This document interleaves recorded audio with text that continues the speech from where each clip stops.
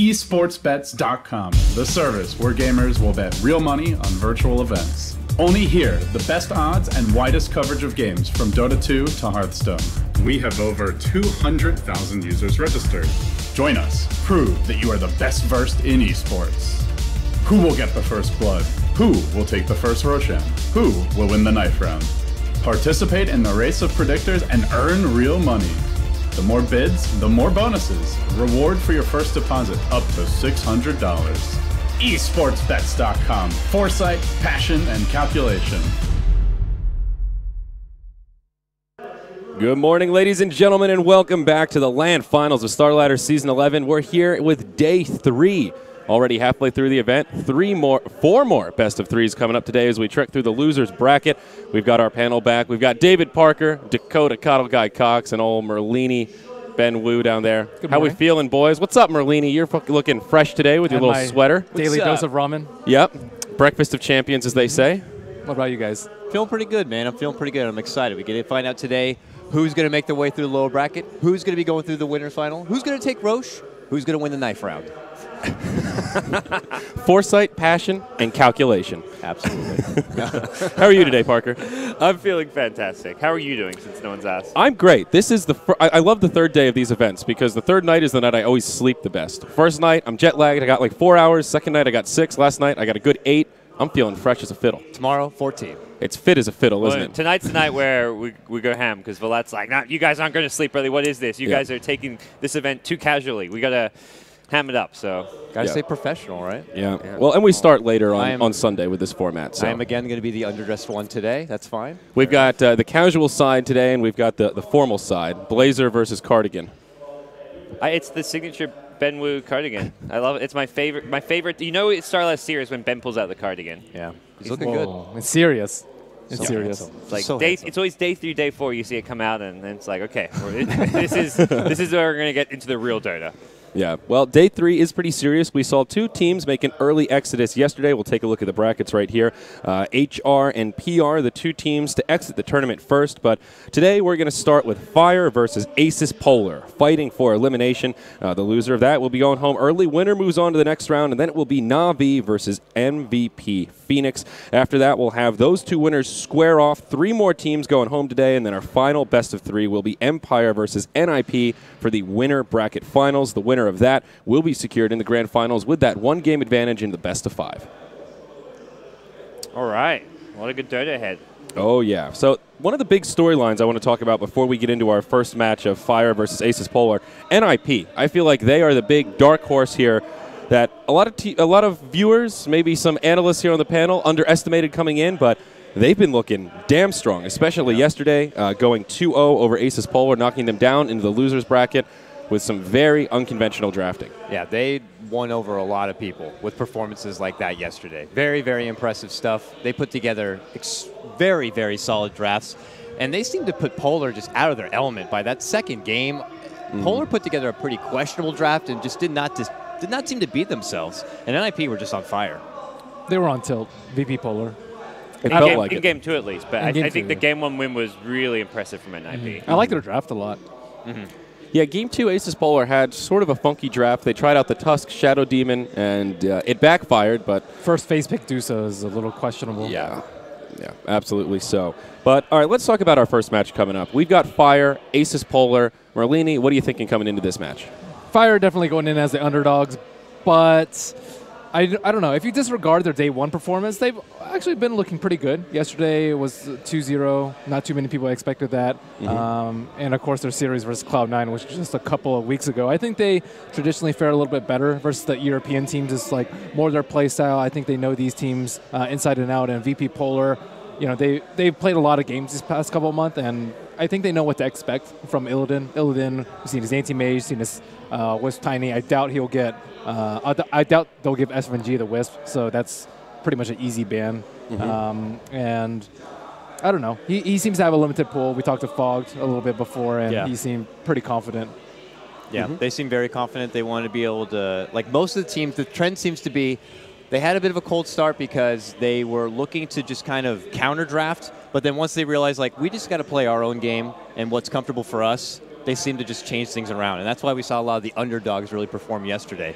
A lot of things I learned also was that Puck is a terrible hero. He's like 1 in 7. Puck is not terrible. Well, I know. I'm just saying, like, he's having a bad streak here at is. Starladder. Yeah. Like 1 in 7 record. Like every team that's been picking it up, which we were expecting a lot of teams to be utilizing it, has fallen short. He had a bad record coming into the event as well. He was down there in like the bottom 10 heroes as far as win rate goes. So and with a huge sample also. That's the key thing. I don't think he's a terrible hero, but I think teams are overpicking him, maybe prioritizing him too much, and especially running him in the offlane. I feel like we're seeing some of these disruptor picks come up, and with a disruptor, I feel like you have to pick an offlaner that can kind of jungle. I think it was Mike in the players' lounge was kind of saying, like, when you see these strong tri-lanes and these disruptor picks, you really want to be on like a Bat Rider, a Tide, something that can fall back to the jungle. Because otherwise, if you're a Puck, we had Funnick one game cliff jungling. He's like, where else do I go? I can't lane, and I'm just going to cliff jungle. I'm going to do the old low priority tactics here and see how it goes out. And well, it didn't work too well against Empire. I think that they could just throw Puck in one of the other lanes, like Fire did. They gave TC Puck, and he has a lot more success with it because you really need a Yules. Like, you want Blink Yules by, like, 15, 20 minutes.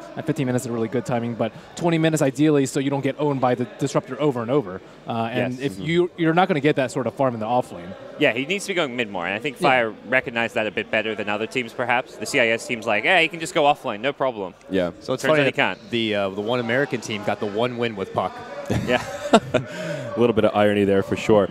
We've seen both of these teams with a pretty diverse hero pool. We saw Ush on Magnus in that first game yesterday against Hellraisers and played a pretty phenomenal Magnus, some really clutch RPs.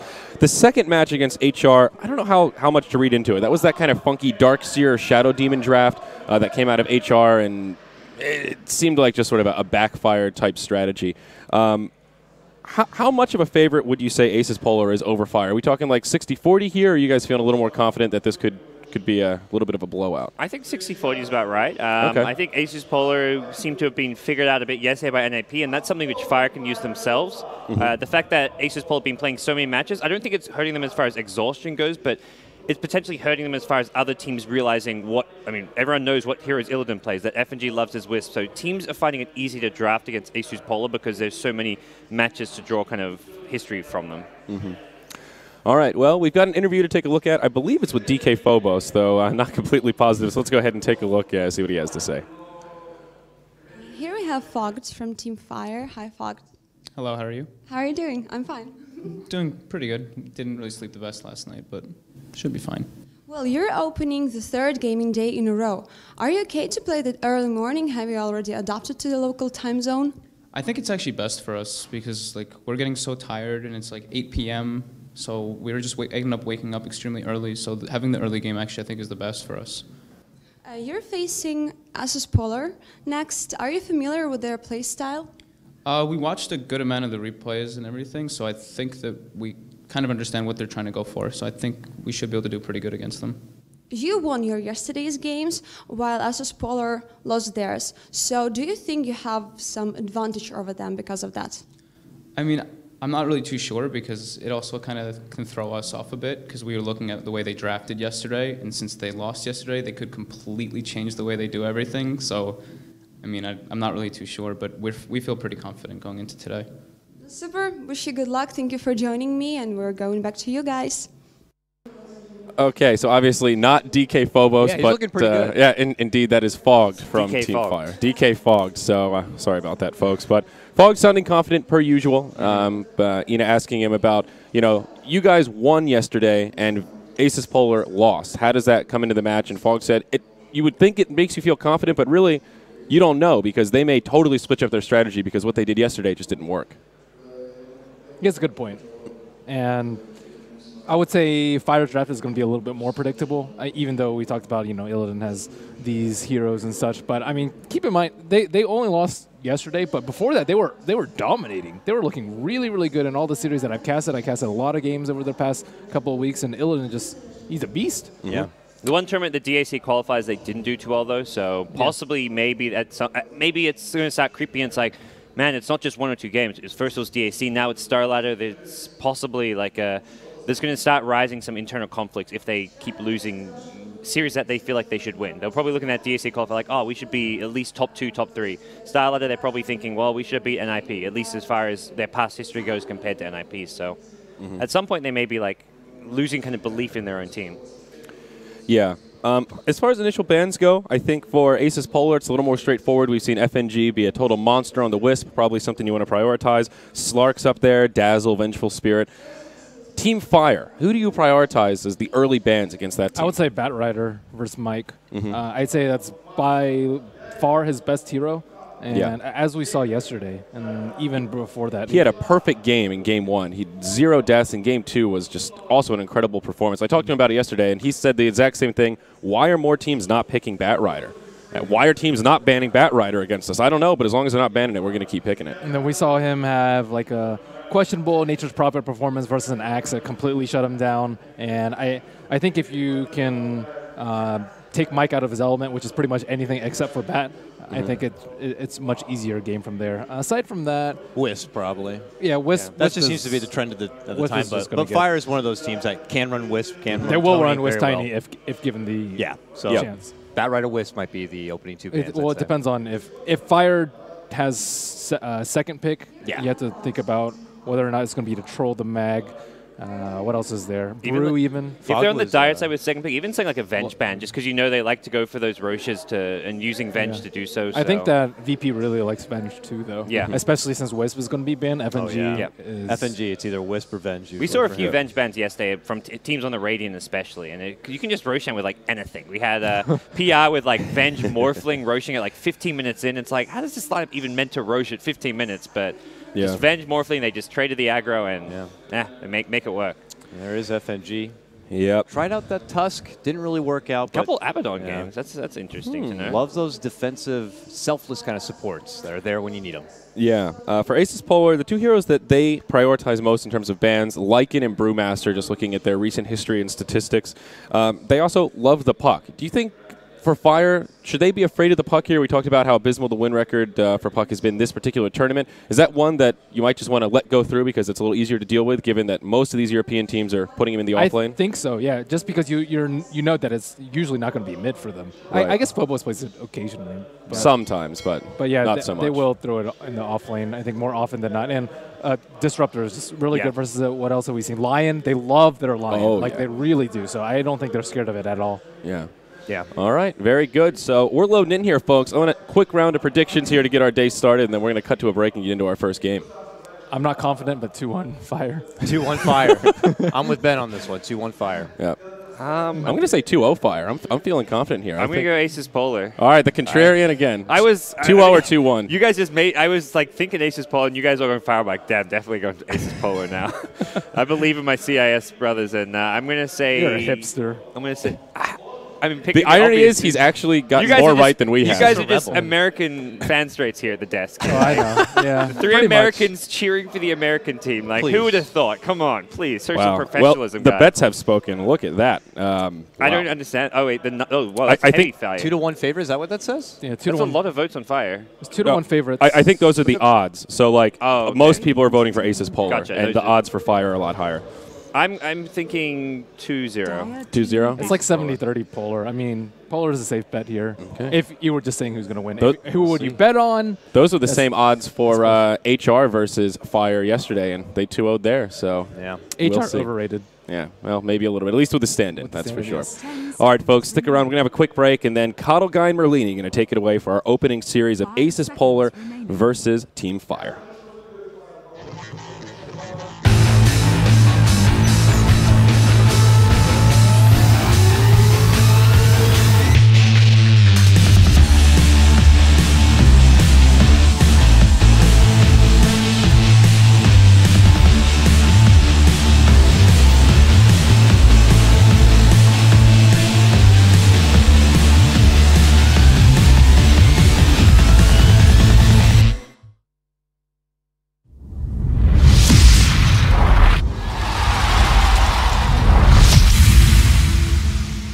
esportsbets.com, the service where gamers will bet real money on virtual events. Only here, the best odds and widest coverage of games from Dota 2 to Hearthstone. We have over 200,000 users registered. Join us. Prove that you are the best versed in esports. Who will get the first blood? Who will take the first Roshan? Who will win the knife round? Participate in the race of predictors and earn real money. The more bids, the more bonuses. Reward for your first deposit up to $600. esportsbets.com. Foresight, passion, and calculation.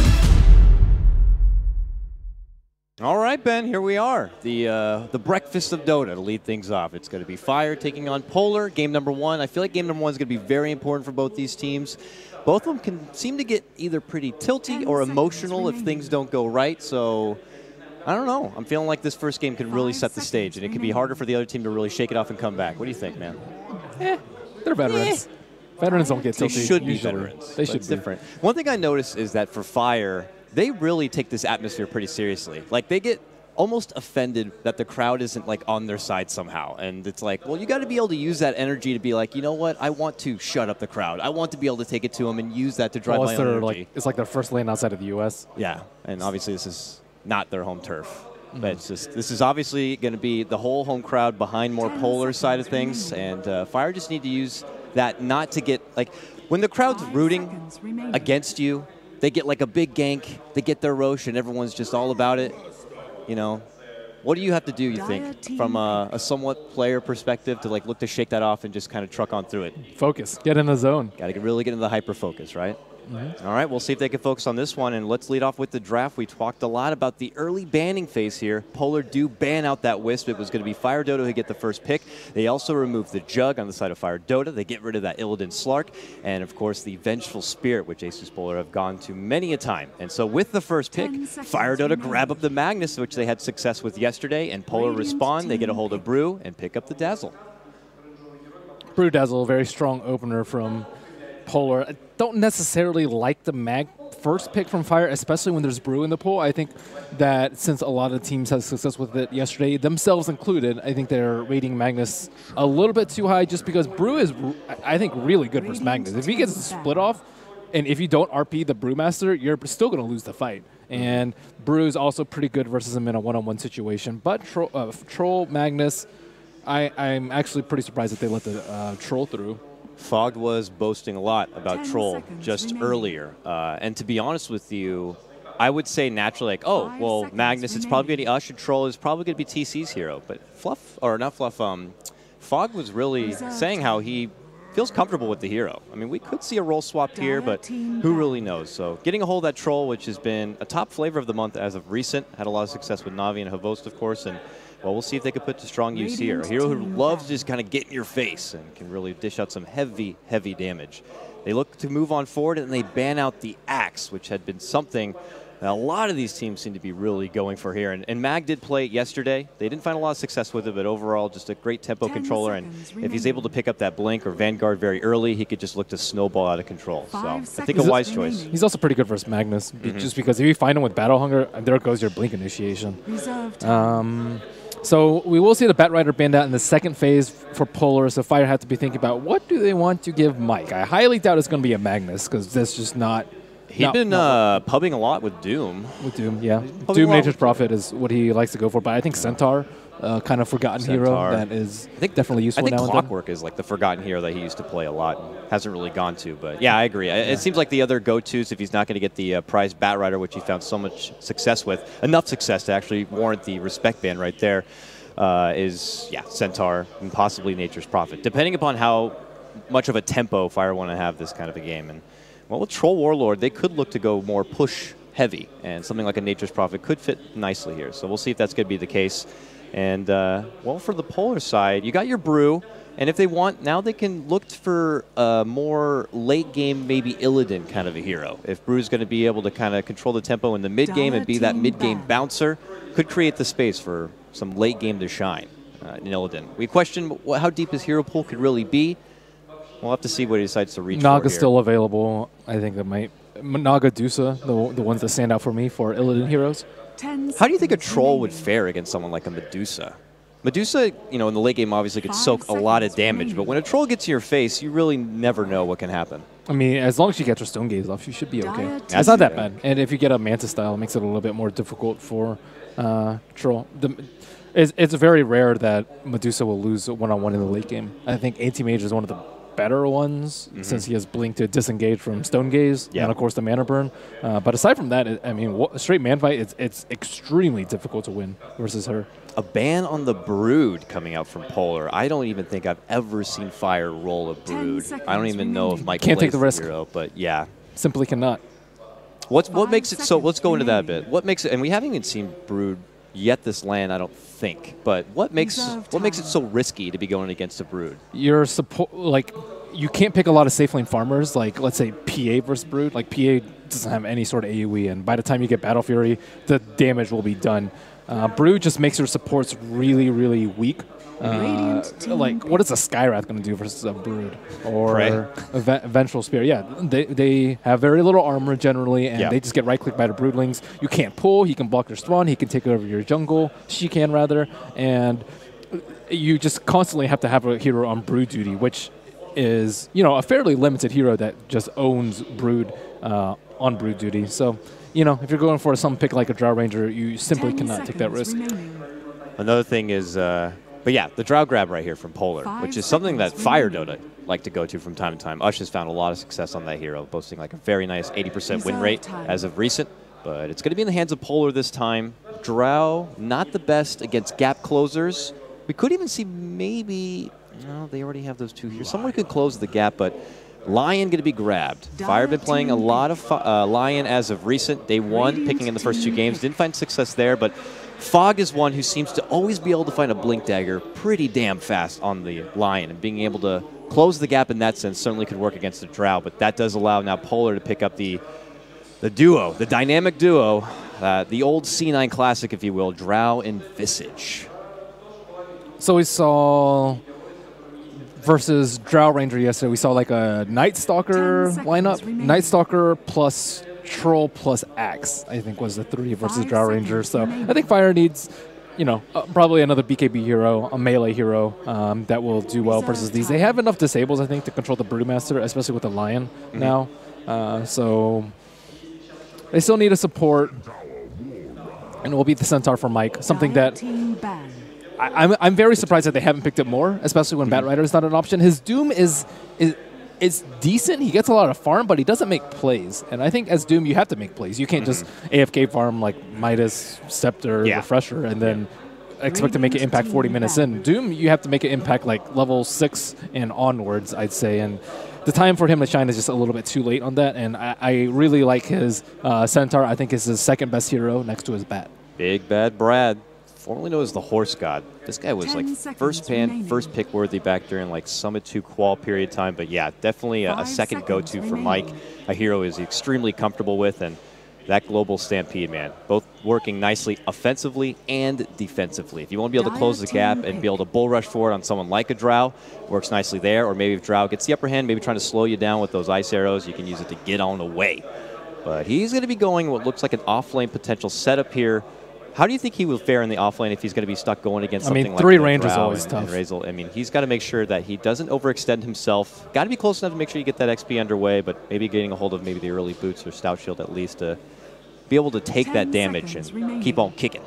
Still, his early game impact is not that big of a deal. As long as he gets level 6 at a reasonable time, they can just bomb rush the Drow Rangers. They have 3 slows. Actually 4 slows. Thunderclap, Poison Touch, Drow Ranger slow, and Visage slow. Like, all these will just get completely owned by Stampede, and Drow is very likely to die a lot if Fire wants to go that aggressive route, which I think they certainly should versus a Drow Ranger.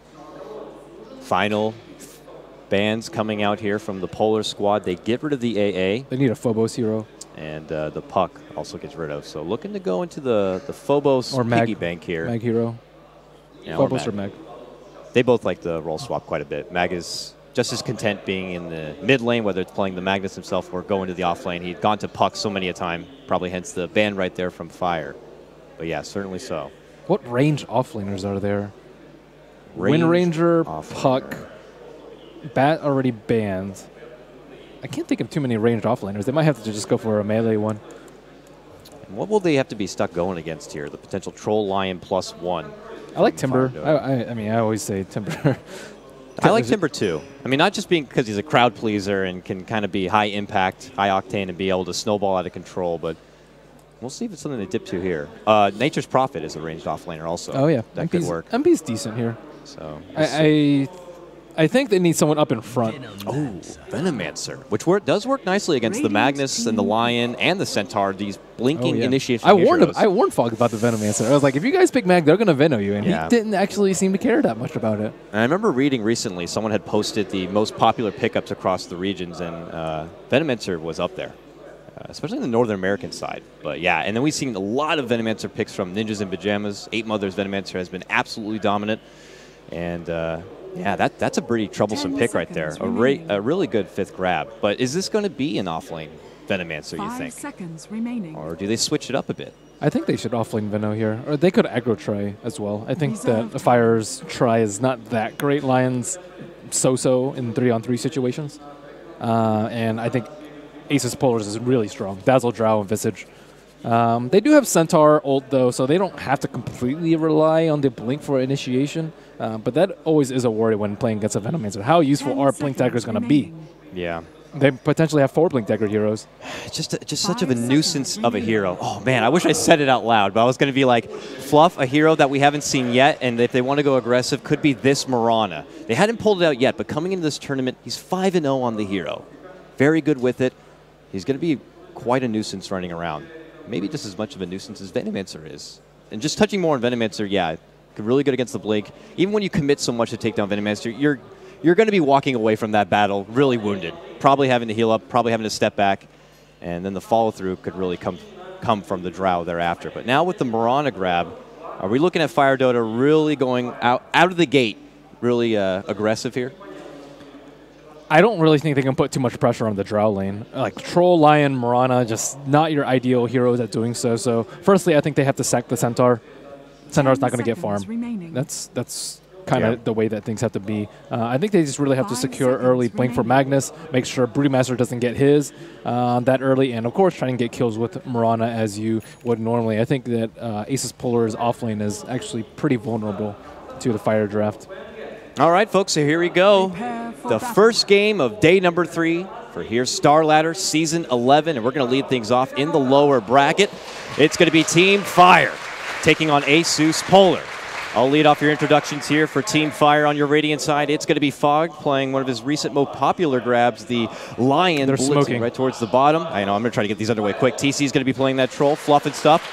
Going to be playing your Mirana mid lane. It's going to be Ush on your Magnus. In the off lane, of course, IX Mike playing the Centaur. But yeah, Asus.Polar, 5-man smoke right here, and Fog is so close. The smoke's going to be popped. He's going to be in trouble. Oh, they're going to scout him out. The Gale actually misses, but the clap will connect. Can he walk away from this one? He will not. It's going to be a very quick first blood coming out from Asus.Polar. And, well, Ben, I guess with that note, why don't you go ahead and introduce him?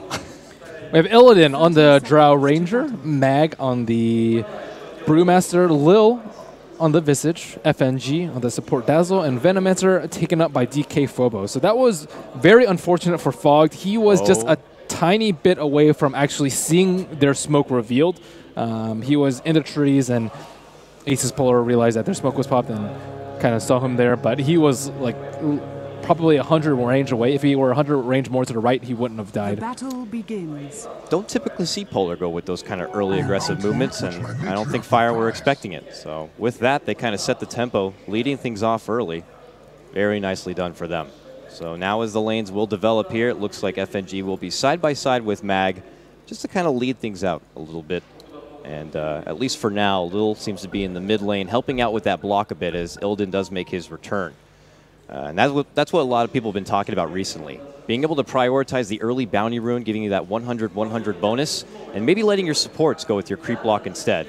Though with that, Ush is able to get slightly a better block here. It is going to be an interesting matchup here. So Mag is going to be going against the Drow in the mid lane. How do we feel about this?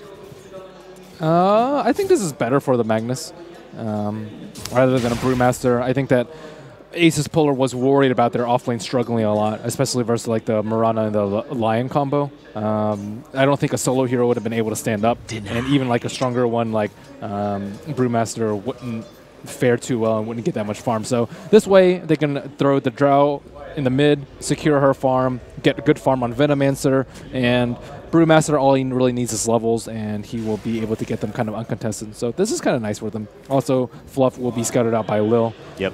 From the high ground there, Lil's going to get the hell out of my jungle. Shove Fluff back. This is expected with your early Mirana, and already invested the level into Arrow.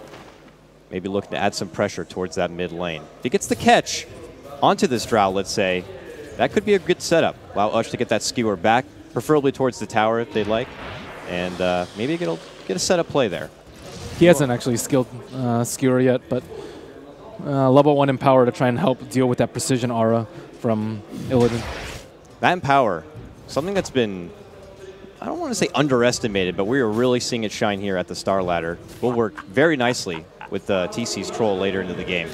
We'll see how they make it work. But TC going to be aided up from Fog in this battle lane, bottom lane, going against the off-lane Brew here. Brew's already 2.5 and has managed to find 6 CS already. So he's got a really nice start for the off-lane Brew. Here comes Fluff too. Maybe looking to go for a setup, but Asus.Polar with these lanes, they have much better rune control, too. Both of the supports can lead the lane easily and contest the rune, whereas Mike doesn't really want to leave the Veno alone, and Ush can't really contest the runes if there's going to be 2+ there as well, especially since Drow can chase him down. So overall, Asus doing very well in the early game. They've kind of scouted out where Mirana's been going. They have wards to see her rotation from the bottom lane, and the Drow Ranger, usually a pretty vulnerable hero to kill in the mid lane, just not really that much kill potential coming out from Fire. Maybe like a solo kill from the Mag, but that requires spectacular Magnus play and is very rarely seen. We'll see if we'll be able to pull that out. Ush very confident with his Mag, at least from what I heard from him personally. And well, they're not bullying back Mike too Arrow much here. barely missed in mid. That was really close. Really close right behind Illidan, huh? He's down to half-life after eating that shockwave, so the pressure is there. Ush gets his bottle and will kind of rejuvenate a little bit more. FNG's nearby, but he doesn't have his trademark TP pickup on this Dazzle, so if there's pressure elsewhere bottom lane, they're making it go on to Mag, and they do get it. That last little Tomahawk certainly helps out, but Lion is going to be picking up that kill. So Fog bounces back after that first blood and is able to get the grab on Brew. That's a good grab for them, certainly. Yeah, FNG was huddling in between the mid and bottom lane. He was trying to look for the Mirana and protect Phobos, or sorry, protect Illidan, since he was very close to dying. And Fire, seeing this opportunity, capitalize on it. Mag will give up Fire's first kill. Very nicely done, but just touching a bit more, it looks like Mike has pulled back. He was talking a lot about, you know, pushing for off-laners that can always back up and revert to the jungle if you need that side reliable farm. And right now he's working with a stack over here. And for now we'll be sacrificing the off-lane a bit, allowing Phobos on that Venomancer to develop some early farm. He's got level 2 Poison Sting for now, but I imagine looking to build up those wards from there. And FNG has made his roundabout towards this mid lane. And it looks like Mag is also going to be going, I don't know if he's going forwards all the way to the top lane or maybe trying to make something work in the jungle here, but he has also forfeited his own off lane. Fast forwarding more to the later game and who feels pressure to do what. I think that Polar does not have superior late game in this particular scenario. I mean, Venomancer is like highly annoying to deal with, and you can't really push into him that easily. But overall, I think Drow will certainly lose to an empowered BKB Troll in the later game. And on top of that, they have the initiation from like a Blink Lion and an RP, which should trump the cards that Asus.Polar has to offer. Like you know, Brewmaster falls off 35, 40 minutes in, especially an offlane one at that. I don't know how much opportunity the Brewmaster is going to be given to shine this game. So, I mean, even is bad for Polar, I would say, like 20 minutes in. They have to be pretty far ahead, like 5,000-7,000 gold. Making a move on Phobos. Immediate rotation from FNG. Throws out the heal. He also does have that shallow grave. Will have to pull it out. He's good for now. Mike could be in trouble and could drop in exchange here. And he will. Are they able to get Phobos? They're not. He's still okay. And FNG puts himself into a corner. Can they at least find one there? They can, but they lose another with Mag coming in. Ends up being a 2-for-1. Now Fluff is caught out, and he has no more mana. Shooting out that arrow, he is not going to be able to TP away. Oh, that's unfortunate. Mag sees him, and he's just like, ugh, just wait. Just wait.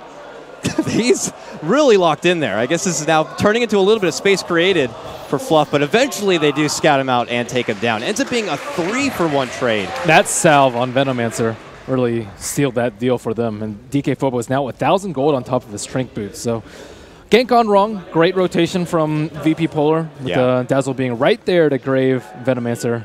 Give him a lot of extra time to deal that extra damage. And they really needed more kills for Centaur. He's really struggling to get his level 6. FNG just the eyes of a hawk scouting out that minimap and listening in case of the engagement. The second the ping came and Phobo saw, he just immediately TP'd towards the top lane. Like he does. Certainly helped out. And what turned out to be a very, very good trade there for Polar. Now 4-2. Look to mid lane here. Ush has got his arcane boots together on his Magnus, is throwing together 32 and 12 CS. On the other side, Illidan is 36 and 18 on his Drow. Getting the most out of the laning situation so far as CS, though, is TC bottom lane, 38 and 20. Don't underestimate him. He will put you into the abyss, that's for sure. Let's see what build he goes for. It's going to be the Midas. They saw maybe's troll yesterday. Yeah, that's what Fog was also talking about. What did he say? Midas said they got a blink at some point. There was a troll blink Midas game that they were very successful with. Illidan working on this triple ancient stack. Yeah, right from the high ground there. You talked a bit about, you know, just Venomancer being more of a nuisance, but not too much of a problem in the late game. But he will benefit, of course, from that aura. And if Polar are able to get the upper hand in any sort of exchange, their pushing power is very intense, and they could quickly take a couple of objectives rather in a blink of an eye, and then their income really swells out of control. Their priority is level 6 on Mike. Once they have a level 6 on Mike, they can make pretty aggressive plays, especially if Brewmaster is not 6 yet, which he is actually working on a triple stack of his own over there. But TC is also 6, Battle Trance up and online, and towers will be starting to crumble, especially if Polar wants to keep farming up the jungle like they are. Yeah, they're not contesting it whatsoever. They're nearby working with this ancient stack, but that seems to be the priority here. It's also not a 10-minute blink from Fog. Yeah. He's really far behind after that death. Okay, there goes the first Centaur Stampede. TC just blitzes on forward and takes down FNG. Not even a chance for a shallow grave for that. They see him, they take him out. Good quick pick right there for Fire, and they'll be able to follow it up with a nice grab on this tier 1 tower. It's a lot of gold for Troll Warlord. He was just at 500, then boom, picked up a kill, picked up a tower. Now 1,300 gold to boot. Yeah, buys that Midas and still has an extra 900 gold to spare.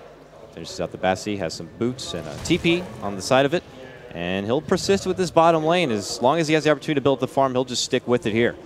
And Mike certainly helping out. There's that level 6 you were talking about, and they put it to strong use right there.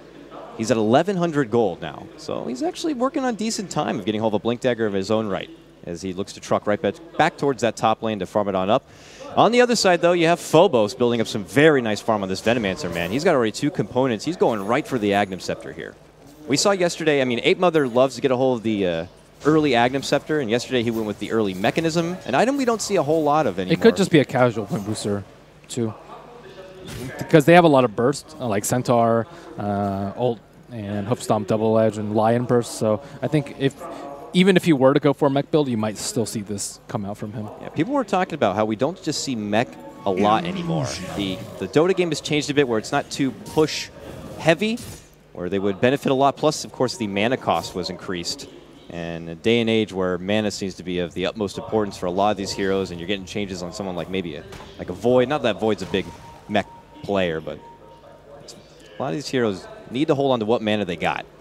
Being able to put out a Mechanism, maybe even a bad time, could cost you in a big fight. Oh, nice scout from Fluff. So Fire's wondering, where the heck is Drow Ranger? He's been missing for a really long time now, and they don't exactly know where he is. But now with Fluff pushing up that hill with the Arrow Scout, now they're very wary that he's doing Ancients. He has the HOD, and they also sending illusions into the Roshan pit. So they're trying to keep eyes on their Drow Ranger, make sure they don't get that early game boost that they really need to, which would come in the form of Roshan. Roshan would be huge for Polar at this point. Yeah, he has just been working with these Ancients for quite a while. Just found that nice little spot at the top of the stairs there to continue to farm it up time and time again. They need to ward this. But yeah, maybe need to consider blocking that out and forcing Illidan to come out from the dark and work with the lane instead, and allow them to have the opportunity to really make that gank.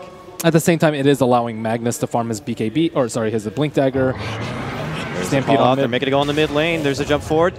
Shockwave, Lil, gonna be okay. Very nice chain stun coming out from those familiars, slows their roll. Long soul assumption brings Ush down pretty low, but he is going to be okay for now. So an unsuccessful Stampede attempt right there. And they will not be able to get their objective. And Lil will be okay. Salves up, heads towards the bottom. He's already got that medallion on your Visage. And anytime they want, and before I can even look over, they are already in that Roche pit going to work here. And we'll see as TC rounds the corner. Yeah, he knows. But look at that. Look how low already the Roche is. They're going to get this uncontested very, very easily. 11 minutes in, immediate Aegis being picked up right there for Illidan. That's the thing about having these sort of ultimates with Stampede level 1 and Mag. He was down to half HP in the mid lane. There's no way they can fight without those. Looks like Fluff trying to pop his smoke, seeing where Phobos is. And he is indeed in the jungle. He will die to a Finger Impale combo, but the question is, can they get him? And as this is happening, bottom lane, Asus.Polar just going to push right down this tier 1. It's going to drop pretty dang quick. The Familiar's online now, and that additional damage coming out. They try to stall it with the Glyph. But we'll see here. Fire actually scouting out the mid lane. Maybe just to see if anyone from the bottom goes for a TP towards the mid, and then they make a quick jump in burst down with that Finger. But just behind him is Phobos. Very low life. They don't even know it. But I don't think they're not pulling back, though. Polar just continue to truck down this bottom lane, and they might just go for the next objective. Fire go for their own trade, and they get the tier 1 in the mid. Now Ush with that Blink Dagger, and I imagine Mike, yeah, he has his if he wants it. They got to look to just try to take it to Polar really quick before they try to get too many of these objectives, because now they're already taking the tier 2 tower, bottom lane. Even more gold in the pocket now for Polar. 12-minute Ags from Phobos. One botch gank will do. They're not letting up, Merlini. They're going to keep on pushing. Ush is now back, throws out the early shockwave, and now Polar are like, okay, fine. Now we'll step back with what we got, but top lane. 3 TPs fly out as Mike is like, holy crap. He'll just run on home and get away. But this is more Polar like, okay, we've done what we got on the bottom lane. Now we'll just go top and look to do the same. They're playing a very smart keep-away game and protecting their Drow Ranger and only choosing for her to go on the other side of the map when they have what they need. If they don't have the Blink Daggers, they need the Aegis. And they actually are very close to both. This seems to be the recent Polar way. Illidan is like the president. In the mid lane. But oh, there's the jump mid lane. Gale flies out. TC in big trouble here. Very nicely set up right there from the Visage coming in behind. A big Finger does catch on Phobos. Can they finish him off, though? Another beautiful stunt set up from Lil, and they take down the line. Fluff next to the crosshair, able to leap to the high ground, but he's eating a lot of poison damage, and he goes down as well. A very nice double kill coming out from DK Phobos. Meanwhile, top lane, they're making it go, and they get Illidan. Nice RP setup, skewer forward. They take down that Drow. End up making a 2-for-3 trade as they also have dropped FNG at the same time. Ush looks like he's about to run into these. Uh-oh. Whoa, that was a quick little awkward blink, and now he is going to be caught out, blocked from the front lines. Very nicely done from Mag right there. And they make it now a 4-for-2 trade. Phobos narrowly dodges an arrow. Wow, very, very high action here. Fog looked to move on forward, but these pesky little wards just kind of slow his roll. Gotta respect the Venomancer. Gotta respect the Venomancer. They threw everything at him. When they went for that gank, too. They still couldn't kill him. He has 1,300 HP and a lot of armor. And all he has to simply do is push down that R button, dish out as much right clicks in a Gale, and next thing you know, Fire all withering away and allowing for easy cleanup. So TC's just copying this build that he saw maybe do, but the strength of this build is being able to do Roshan. And if you already... If Roshan's already dead, you really need a BKB. And he might proceed into the Blink Scotty still, but I think in this particular game, he really needs a BKB, especially versus a Venomancer to not get pushed back by the Drow Ranger. Speaking of pushback, big skewer onto 2, and Fire immediately take down 2 very, very nicely. They throw out the Tomahawks, they step on back, looking to slow him down. Mike, though, getting caught out as Mag. Bare necessities are out, they get the rock, and they have to pull back. Very nice mid lane engagement so far from Fire here to grab 2. And now they want more. Mag could be in trouble. Shallow Grave is to fly out from FNG, but they'll be able to lock him in place, even with the mana drain. It'd make it 8-8 now. Damn, Ush making the plays. Sure, he died to that really strange blink, but at the same time, being able to make big plays like that without RP is what makes a good Magnus good. And he had a 2-man skewer, pulled Drow Ranger out of the range for Brew. Sorry, I got overhyped for an arrow that almost connected there on Phobos. They are just still on the prowl. Yeah, it was just a 6 skewer. Bottom way far away from the Dazzle. He also got the Visage. And nice Mag play. Now they pull back. hoping to get some damage on that tier 2 tower after a very successful mid lane engagement. Phobos, though, stun, arrow, fog. Wow. Barely makes it out with about 50 life back to the base. That would have been a very important kill because Lion is sitting at 2,000 gold. Might not be a 10-minute one, but it's still pretty good timing for them. So it looks like Troll will not worry about having his BKB, and we'll go the maybe build. The maybe build. Yeah, that's what he was talking about. I knew it was something. Midas and a blink, but yeah, you're right. The Vlad's first. Midas, Vlad's blink, Scotty. He's got the blink now, yeah. So we'll see if it's something that Fire can utilize for themselves. Mag is poison position, but he doesn't have his ultimate. So this could be awkward here. Difficult. They drop the ward. They know they're there. Fluff's already on the way out, plus has the leap here. They know something's fishy because this is a very strange movement from Polar. Like, why is Illidan out here shooting creeps? This is very awkward. So with that intel, they got to play very cautiously, very passively before they know exactly what's happening. But ooh, so close. He's like, what is happening here? Now they finally make the jump on Ush. The silence is there from Illidan. Ush, is he going to be able to skewer away the last second? No. Nice bring down right there, and that is going to be a kill for Illidan. And now they just segue right towards that tier 2 tower. And Illidan's damage, very, very nice. Even with just the good old Yasha on the side, plus these familiars, this will be a tier 2 takedown. Dire's bottom tower is under attack. I think that should have been obvious for Magnus. As soon as Drow Ranger goes up that hill, he knows that he's in danger. That's the only way they can stop his skewer. I guess unless they have Visage Familiars on top of him, but he should be able to react in time. And as soon as that Venom Ward hit, he tried to retreat, but got immediately gusted. And, you know, he's had some hot and cold plays this game. That tower should not have fallen for free, but very nice ward scoutage from Phobos. There comes Lil. Good see TC. He's able to blink himself away. And will be fine during that push engagement. Of course, Mike was adding some pressure towards the bottom. At the same moment, TC working with top. Mike now has his blink and his force. May not be playing bat, but obviously we'll be able to build him up very similar. And has the Stampede at the ready here if Fire look to go on the offensive. They have some very good wards out from Polar. One right here, one right here. They can scout out most of their movements, and they can try and dodge the mag and split push. At the same time, their lead is not that great. It's only at 4,000 gold, 18 minutes, and this is with a Roshan and with a sizable tower advantage. Yeah. So I'm still pretty worried if I'm rooting for Polar, just because, I mean, it's a Drow. She doesn't have BKB. Only 1,300 HP with Strength Shreds. They scout out Phobos. They immediately pounce.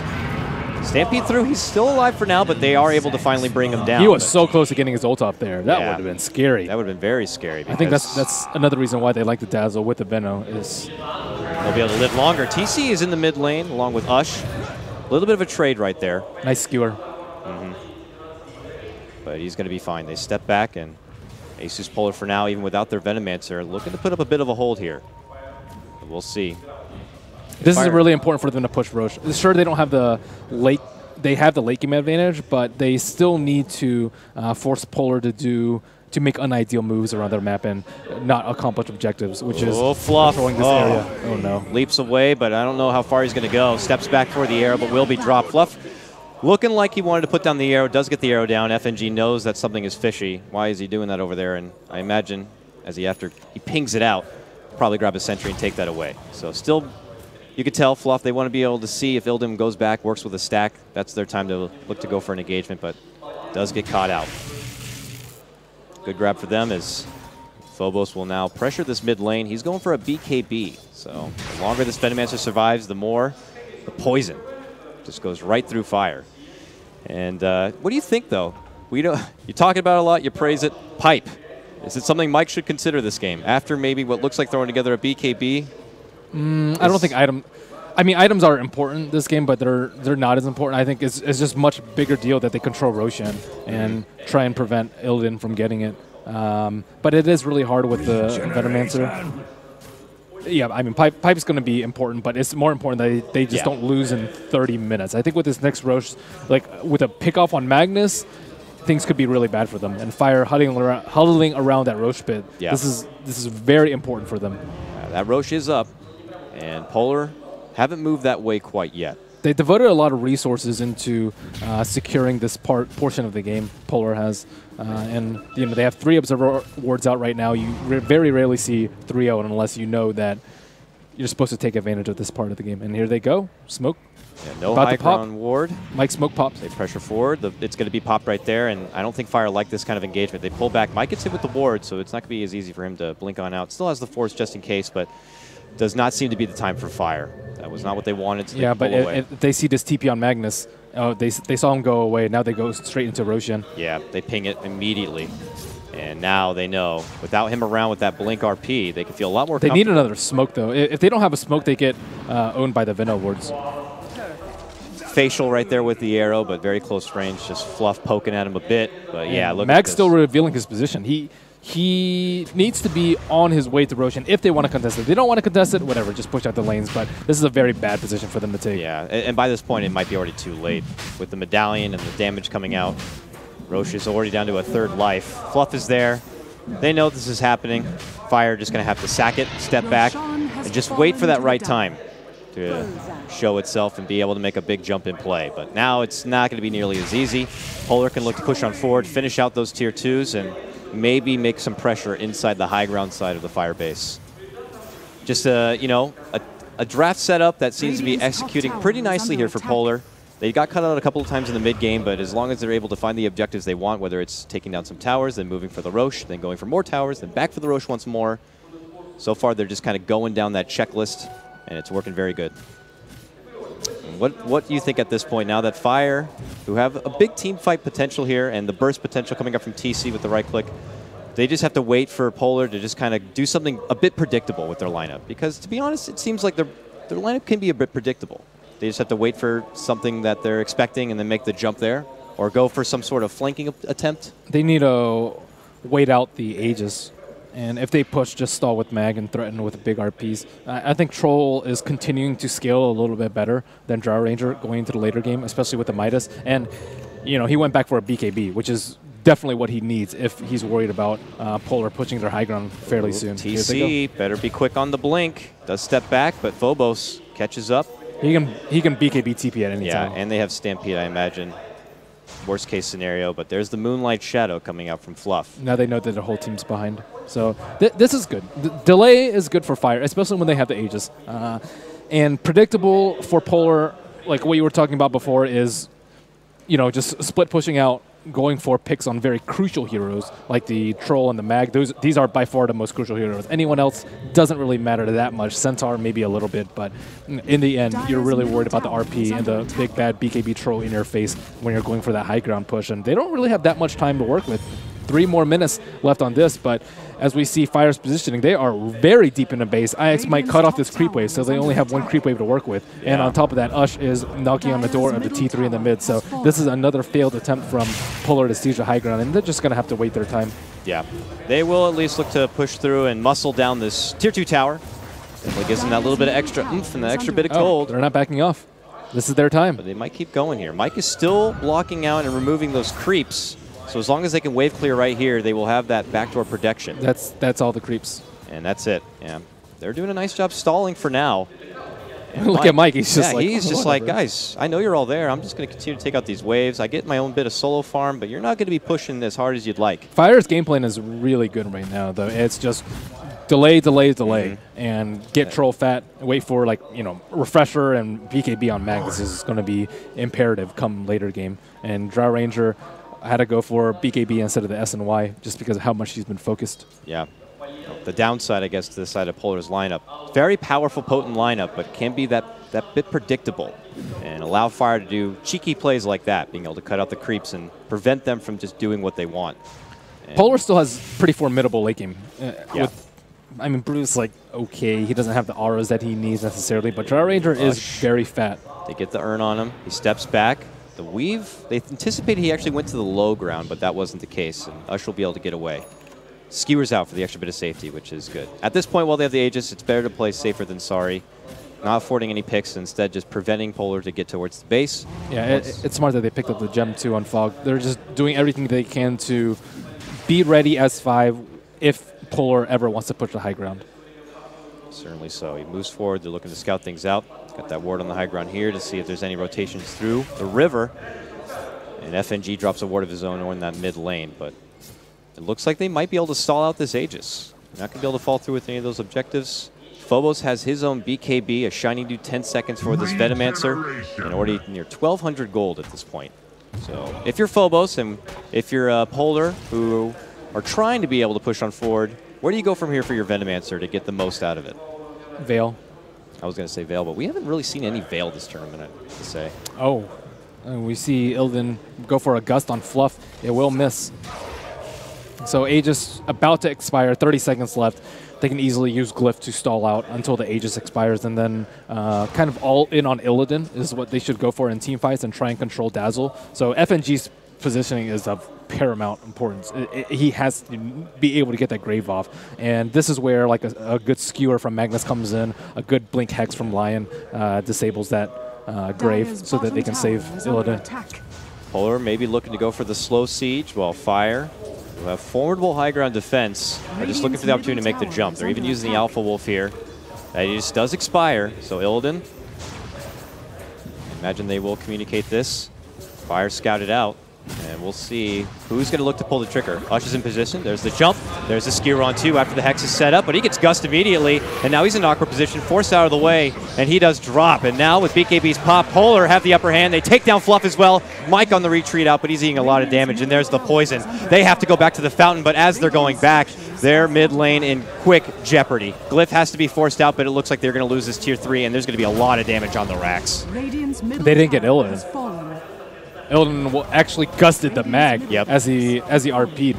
Oof. So, I mean, this game is pretty much over at this point. I mean, this T3 is just going to melt. That's just how quick it takes. You just one small misplay, one. Well, it's Fire overrating the Magnus. Like Magnus, if he doesn't hit a big RP, they lose the fight. Yeah. And he had a decent one. It hit 2 people, but the game's over. Man, that escalated quickly. And just like that, Polar have 2 racks. And the game is pretty much theirs to lose at this point. They pull back, and very unfortunate for Fire. They nice jump spread from Polar, though. Their position was really good. They're at protecting the Drow Ranger. And with third Roshan, with a quick respawn timer, I think it's like 40 seconds after the 3-minute mark, it should be quick work for them to siege this last tower. So important thing for Fire to learn from this game. I think the first pick mag is decent sometimes, but it's predictable for them, which is bad, and it's a lot of pressure for that one hero, especially when Venomancer are still in the pool. So I think if they want to go for the Magnus, they need to ban out the Veno. What else? When they see a Drow coming, I don't think a Potom is the right idea either. The Potom pick is decent if they can make use of the arrows, but it's just Mike might die here. Yeah, he's in trouble. He's going to be forced to pull out the Stampede to get away too. So he runs on back. We'll TP home to heal on up. I mean, what has Fluff done this game? He's pretty much just been warding and scouting, pretty much what any support can do without using any of their skills. So his play hasn't been that bad, but I think the hero doesn't have anything to offer versus this sort of strategy. What is he going to do versus Venom Wards? They're going to scout out his positioning all the time. Even if someone gets caught by an arrow, they have counter-initiate with Grave as well as Brewmaster ulti. And he wasn't able to get any kills because VP.Polar were able to anticipate his moves and dual lane their very weak lanes. Venomancer can just drop a ward to the side and he should be safe. So, yeah, it's a decent amount of draft issues from Fire this particular game. I don't really think they played poorly at all. Bottom tower is under attack. Just seems like Polar just kind of had a game plan, and they executed beautifully here. And for Fire, though their last racks, last lane now in contention, will look to probably shake this game 1 off and bounce back game number 2 stronger than ever. This is lower bracket. The team that loses will be eliminated from Starladder 11. And the team that wins moves forward to go into the lower bracket finals. But as it stands right now, it looks like Polar are going to be able to just slowly wither on this tier 3. And Fire just going to have to go for the Hail Mary at this point, you know? Jump in, go for as big of a team fight as possible, hope that they don't lose much racks, and take that as step number one. Yeah, I mean, this fight is so difficult for them. They're just waiting out the sidelines. They have position are popped, and both their sidelines are under siege, and as soon as they leave, they can just right-click the T3 tower. It's already at half HP, so they just need to make a slow siege. Ush in a very, very risky position. He's out in the tree line. If it doesn't get scouted out, it's great. But if it does get scouted out either by Physis Familiars or Venom Wards, he's dead. Or he has to skewer away, which means a bad RP follow-up. So next Roche, easy for Polar. Yep. It makes it very safe, very easy for them to move into that last hurrah on the bottom lane. Fire, I imagine, after seeing them not on this bottom, they know what's happening. And we'll see if it's something like they go for a turnaround kind of a play. They're migrating towards that way, but it's going to take too long. The Roche is already about down, and this is the third one, so there's the cheese. It's going to be snagged up there from FNG. Of course, Illidan's going to be taking that Aegis. And Fire nearby in the neighborhood, but those wards from Venomancer, man, they actually pull out the Moonlight Shadow. This might be their last hurrah. They jump on forward, they're looking to blitz onto the Visage, but he gets gushed immediately. Mike makes a jump on the Illidan. There's a forward RP, does catch both Phobos and Illidan. Double Edge comes out, but he's still going to be okay. Mind you, he still has that Aegis, and now Fire on the way out could be in big trouble. They take down FNG, who does buy back. TC looks to burst on forward. The Visage does end up dropping. And now with him being cycloned up, he could be focused here. But there's a TP, takes him to high ground. Fog gets caught out. And now Mag on pursuit. So with already 2 down on the side of Fire here, and on their way out, it looks like Polar could look to swarm on through here. You see the familiar scouting, very nicely stunned right there. Uh-oh. TC going to be slowed now, Drunken Haze. Here comes Phobos. TC just trying to man up and see if maybe his troll could take it, but no. He is slowly going to be plagued on home. Ush desperate to try to help out, divert attention. He also gets dropped. He goes down. TC goes down, and this looks like it could be a GG here coming out potentially from Fire as the last lane now going to be contested. So, Merlini, game number 2 here for Fire. Where do you go? I think they need to throw away their conceptions that they had about the game before. I think they went into this draft thinking if they get Mag, they win the game. And it was not even close to that point. So I think they need to, they were talking about too much counterpicking the first day and playing to their own style the second day. And I think in the third day, they've relied too much on their day 2 strat of not counterpicking and getting what they want. That's not necessarily good versus what the opponents had. So maybe day number 3 is being able to find the hybrid between day number 1 and 2. Exactly. It's always a balance of, kind of responding to what your opponents have. And it was an unfortunate draft for them. I think the Bottom's a very nice comfort pick for Fluff, but this push from Illidan, they were unable to scout out the Drow Ranger. She was missing for 10 minutes. They didn't know she was doing. Bottom's a very weak support at contesting the Ancients farm. They weren't able to secure the Roshians. That was the biggest deal, I think, in my opinion. Not being able to get any of the Roshians, especially with a Vlad's Rush troll. Yeah, certainly so. So with this, I'd have to agree with you. I don't think Fire played poorly. It just felt more like an outdrafting, or pretty much Polar being able to put together a draft that was just solid, and they got their the ease of execution is a lot easier, too. It's like, if he doesn't hit RP, we win, and we take a Rex. If he does hit a big RP, we still can counter-initiate with Mag. We can still Grave and probably still do a lot of damage, and Phobos will clean up. I still think the Venom pick is what got them in the end. Because that 3-on-2 situation on top that turned into a 3-on-3 was devastating. Certainly so. So if Fire are trying to throw their own game plan, this time they actually maybe need to put a little bit more consideration, ban out something like the Venomancer. But huge props to Polar. Yesterday, you felt that maybe they went on a bit on tilt. They clearly have been able to shake it off and bounce back here with a good win. Very strong performance from them, from Illidan. They protected their prized Drow and allowed her to just get the easy Roches. They had the easy Ancient farming early on and just kind of moved on through. Just proper execution. And I think that pretty much settles for game number 1. So it was a solid draft and solid. They're very comfortable with this sort of play style, though. It's like, okay, we're gonna wait, and then boom. It just takes one good execution to win the game, and yeah, I liked it a lot from Polar. We'll see. Ninjas and Pajamas yesterday found a lot of success in picking a very spicy, aggressive blitzkrieg kind of a lineup. Maybe Fire consider something like that, or they're not that kind of team. They like to take it later. So I mean, I think it would definitely work for MIP, but I think I think they need something like a Faceless Void. I think if they had a Faceless Void instead of a Centaur, this way they can lock the Drow Ranger in place. It doesn't matter if, That's true. you know, it's not as, it's a little bit easier to work with than RP. RP is tiny radius, Chronosphere is huge. So, we'll see. We will see. So we'll see what Fire go for in game number 2 to bounce on back and try to take it to a game number 3. And then for Polar, it's match point for them. One more win, they can move on into the lower bracket final. Game number 2 is going to be coming up after a small break here, folks. So we'll be back in just a moment. What are you laughing about?